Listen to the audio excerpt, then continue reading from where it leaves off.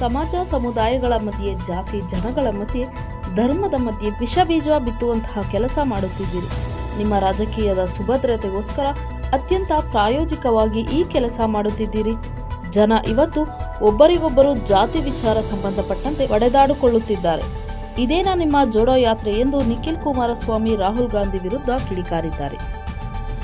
ಭಾರತ್ ಜೋಡೋ ಯಾತ್ರೆ ಅಂತ ರಾಹುಲ್ ಗಾಂಧಿ ಅವರು ಕನ್ಯಾಕುಮಾರಿಯಿಂದ ಕಾಶ್ಮೀರದವರೆಗೂ, ಮಣಿಪುರದಿಂದ ತಮಿಳುನಾಡಿನವರೆಗೂ, ಮುಂಬೈವರೆಗೂ ಮಾಡ್ತಾರೆ.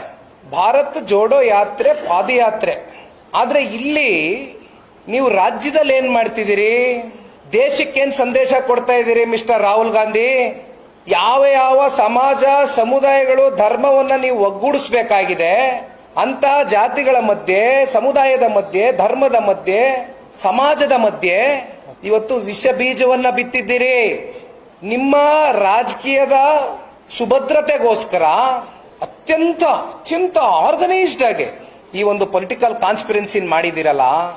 ಜನ ಬೀದಿನಲ್ಲಿ ಇವತ್ತು ಒಬ್ರಿಗೊಬ್ರು ಜಾತಿ ವಿಚಾರಕ್ಕೆ ಸಂಬಂಧಪಟ್ಟಂತೆ ಹೊಡೆದಾಡ್ಕೊಳ್ಬೇಕೇನ್ರಿ ರಾಹುಲ್ ಗಾಂಧಿ ಅವರೇ?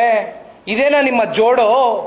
ನೀವೇನು ಭಾರತ್ ಜೋಡೋ ಮಾಡಿದಿರಲ್ಲ, ಮುಂದೊಂದು ದಿನ ಹೇಳ್ತೀನಿ, ಬರೆದಿಟ್ಕೊಳ್ಳಿ. ಇವತ್ತು ನೀವು ಪಶ್ಚಾತ್ತಾಪ ಯಾತ್ರೆಯನ್ನ ಮಾಡ್ತಕ್ಕಂಥ ಕ್ಷಣ ದೂರ ಇಲ್ಲ. ನಿಮ್ಮ ಪಶ್ಚಾತ್ತಾಪದ ದಿನಗಳು counting days. It is you are just counting in your finger tips.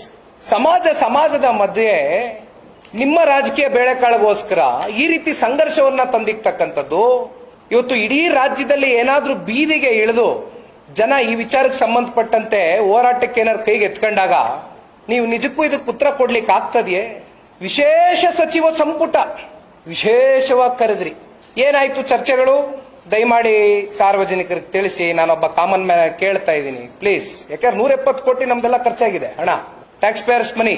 ದಯಮಾಡಿ ಒಬ್ಬ ಕಾಮನ್ ಮ್ಯಾನ್ ಕೇಳ್ತಾ ಇದ್ದೀನಿ, ಇದನ್ನ ಕರೆಕ್ಟ್ ಆಗಿ ನೀವು ಅಧ್ಯಯನ ಮಾಡಬೇಕು.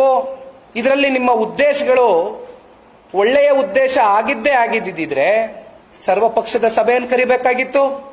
ಎಲ್ಲ ಸಮಾಜ, ಧರ್ಮ, ಜಾತಿಯ ನಾಯಕರುಗಳಿದ್ದಾರೆ, ಸಮುದಾಯ ನಾಯಕರುಗಳಿದ್ದಾರೆ, ಸ್ವಾಮೀಜಿಗಳಿದ್ದಾರೆ, ಕರಿಬೇಕಾಗಿತ್ತು, ಇಡಬೇಕಾಗಿತ್ತು. ಮೆಂಡು ನ್ಯೂಸ್ ನೆಟ್ವರ್ಕ್, ಸತ್ಯದ ಕನ್ನಡಿ.